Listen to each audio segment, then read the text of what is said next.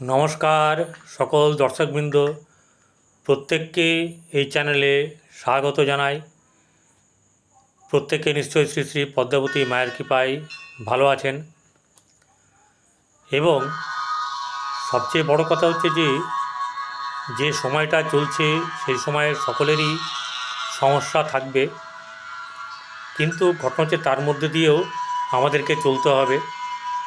তো রাশি নিয়ে আমি আজকে আপনাদের সামনে বলবো যে কোন কোন রাশির আজকে কীরকম অবস্থায় তাদের দিন যাপন করবে।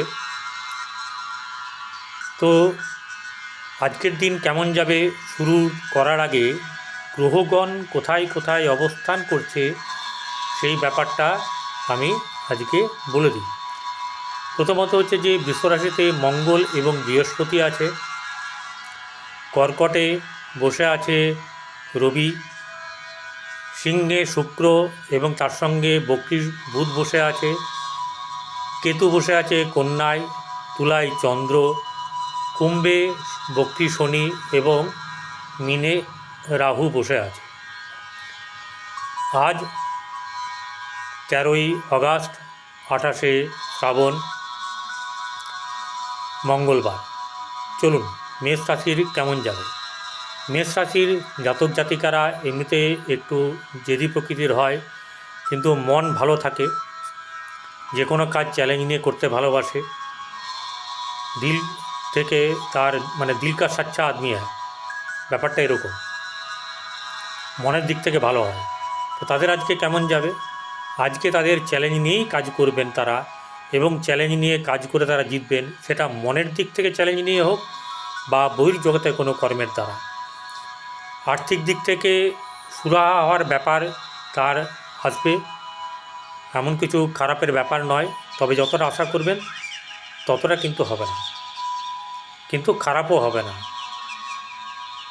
সন্তান সন্ততি নিয়ে, অর্থাৎ যাদের ছোট ছেলে মেয়ে আছে, পড়াশোনা করছে, কর্ম পায়নি, তাদেরকে নিয়ে তাদের মা বাবাদের চিন্তা থাকবে, অর্থাৎ মেষ রাশির সন্তান সন্ততি নিয়ে চিন্তা থাকবে যে কি হবে না হবে। কিন্তু একটা ব্যাপার, আশা ভরসা রাখতে পারেন, কিছু না কিছু শুভফল পাবেন। আর যেটা হচ্ছে গিয়ে ব্যবসার ক্ষেত্রে কিন্তু মোটেই এই সময়টায় শুভ নয়। যারা বিশেষ করে নতুন ব্যবসায় নামবো বলে ঠিক করেছেন, তারা একটু রয়ে সয়ে নিন, কিছুদিন পরে সময় আসলে তখন আপনারা দেখবেন এমনিতেই আপনাদের ব্যবসা আমার বলার আগেই কিন্তু আপনারা নামিয়ে ফেলেছেন। আর যাদের ব্যবসা রানিং, তারা নতুন কোনো প্রোডাক্ট ইনক্লুড করবেন না, যেমন আছে তেমনিভাবে চলুন, সময় এলে দেখবেন সব ভালোর দিকে এগোবে, তখন দৌড়াবে। কর্মক্ষেত্রে মধ্যম শুভ, খুব ভালো নয়, মধ্যম শুভ।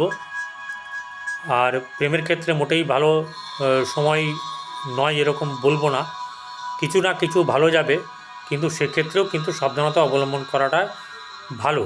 প্রেমের প্রস্তাব দিলেও গ্রহণযোগ্য হতে পারে, তবে এমন কিছু আবেগে ভাসবেন না যাতে করে পরবর্তীকালে পস্তাতে হয়।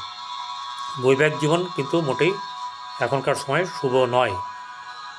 চলে আসি বৃষরাশি।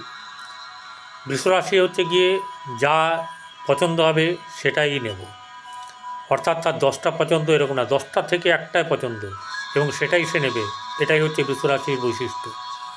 এই বৃষরাশির জাতক জাতিকারা বর্তমানে সময়ে তাদের ভালো যোগ থাকলেও কোনোভাবে তারা ভালো অবস্থা তাদের নেই।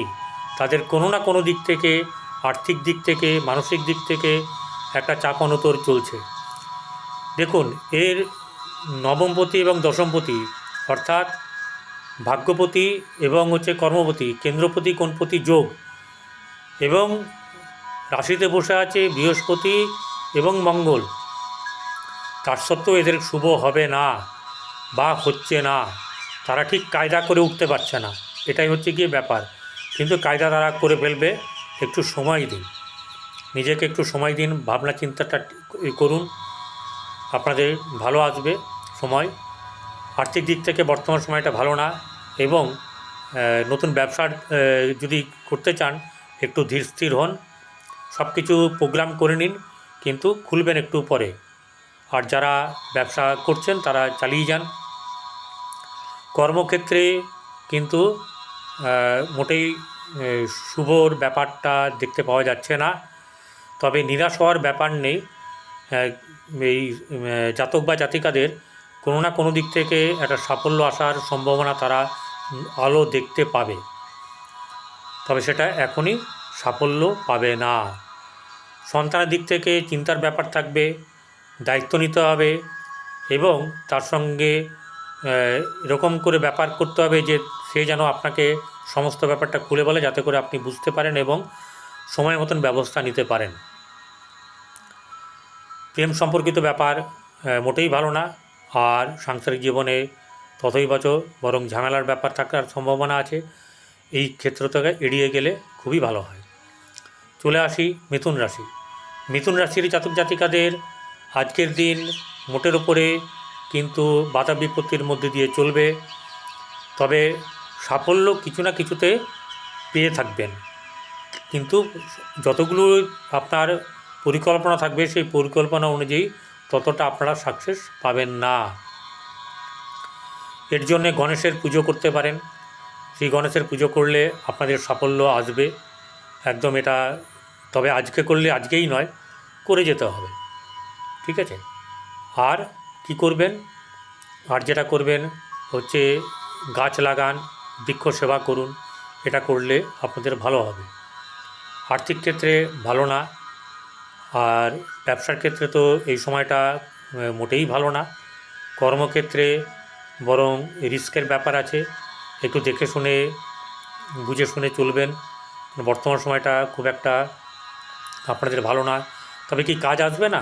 কাজ আসবে, অর্থ রোজগার হবে, কিন্তু সেটা সাময়িক, মানে হঠাৎ হঠাৎ আসবে বা যোগাযোগ করলে ওই আসবে, কিন্তু সেটা সাময়িক হবে। তাই হোক, তাতেই আপনাদের চলুক। সময় এলে তখন দেখবেন আপনাদের ভালো হবে। সন্তানের দিক থেকে কিন্তু খুব একটা ভালো না। প্রেমের ক্ষেত্রে অশুভ এবং দাম্পত্য জীবন মোটেই শুভ নয়। কর্মক্ষেত্রে কিন্তু বললাম যে দেখে শুনে পদক্ষেপ করতে হবে। চলে আসি কর্কট রাশি। কর্কট রাশিতে বসে আছে রবি। রবি চন্দ্রের জায়গায় বসে থাকলে মানে অন্ধকার হয়ে যায়। রবির তাপে চন্দ্র কী করবে, একদম মানে সে বরফ গলে জল হয়ে যাওয়ার মতন, অর্থাৎ নিজস্বতা হারিয়ে ফেলে। এই নিজস্বতা হারিয়ে ফেলার জন্যে কী হবে না, তাদের মস্তিষ্ক চট করে গণ্ডগোল হয়ে যাবে, মাথা গরম হবে, কোনো কাজ সঠিকভাবে হতে চাইবে না এবং পরিকল্পনা সুন্দরভাবে হবে না, এবং পরিকল্পনার অনুযায়ী কাজ করতে গিয়ে আপনারা সাফল্যও পাবেন না।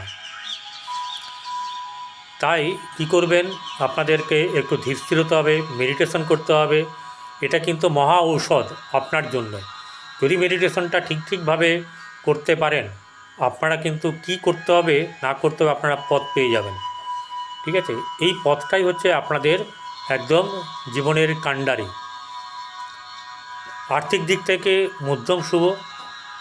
আচ্ছা, ব্যবসায়িক দিক থেকে মোটেই শুভ নয়, কিন্তু প্রেমের ক্ষেত্রে ধাক্কা খাওয়া বা এরকম ধরনের কোনো একটা ব্যাপার থাকার সম্ভাবনা আছে।